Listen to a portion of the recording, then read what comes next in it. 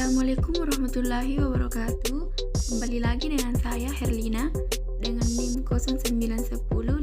09105802222017 dari Prodi Pendidikan Bahasa Indonesia Universitas Muhammadiyah Sidenreng Rapang. Di sini saya akan menjelaskan materi tentang teori belajar kognitivisme. Materi pertama yaitu konsep dasar kognitivisme. Kognitif berasal dari kata kognition yang berarti pengertian. Mengerti.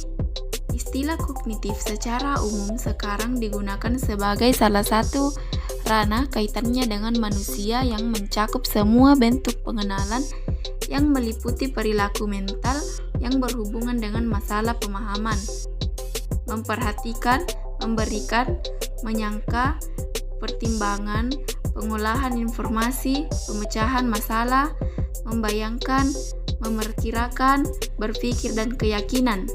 Teori belajar kognitif lahir dari respon terhadap ketidakpuasan dengan teori behaviorisme yang selalu menekankan kepada perilaku sebagai hasil belajar.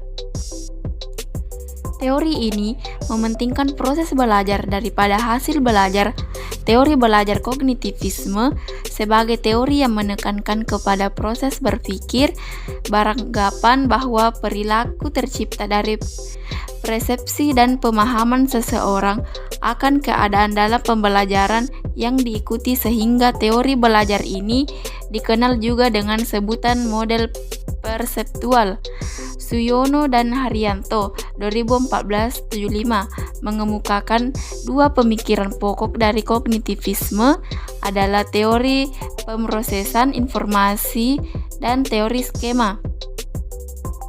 Suyono dan Haryanto mengemukakan dua pemikiran pokok dari kognitivisme adalah teori pemrosesan informasi dan teori skema. Materi kedua yaitu tokoh dan kajian belajar menurut kognitivisme.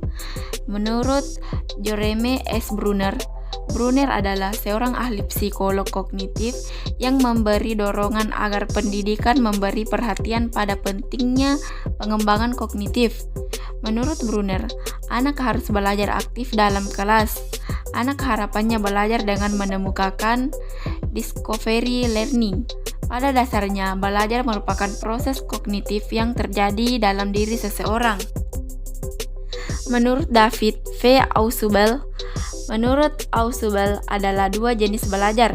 Belajar bermakna atau meaningful learning.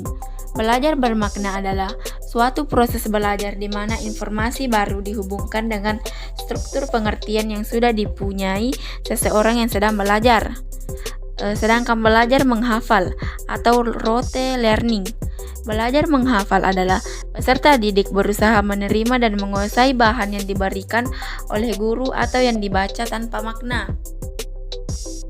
Materi ketiga yaitu aplikasi dan implikasi teori belajar kognitivisme. Aplikasi teori belajar kognitivisme dalam pembelajaran yaitu guru harapannya bisa memahami peserta didik, bukan sebagai orang yang sudah dewasa dalam berpikir. Anak usia prasekolah dan awal sekolah dasar belajar menggunakan benda-benda konkret.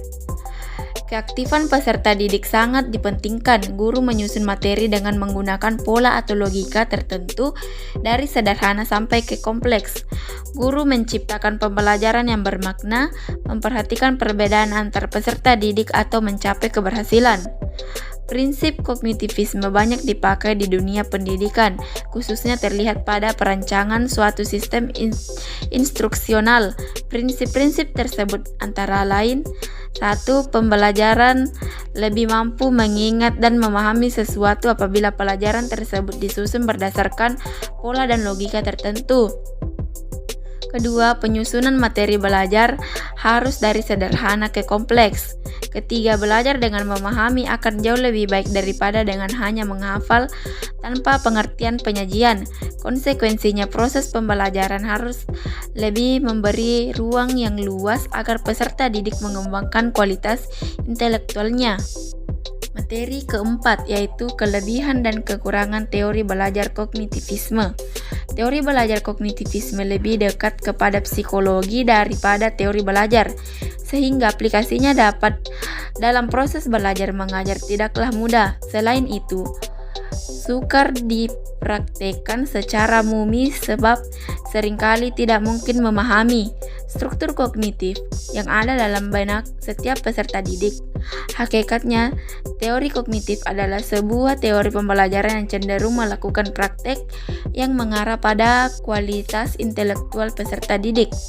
Meskipun teori ini memiliki berbagai kelemahan, teori kognitif juga memiliki kelebihan yang harus diperhatikan dalam praktek pembelajaran. Aspek positifnya adalah kecerdasan peserta didik perlu dimulai dari adanya pembentukan kualitas intelektual atau kognitif. Sekian, terima kasih.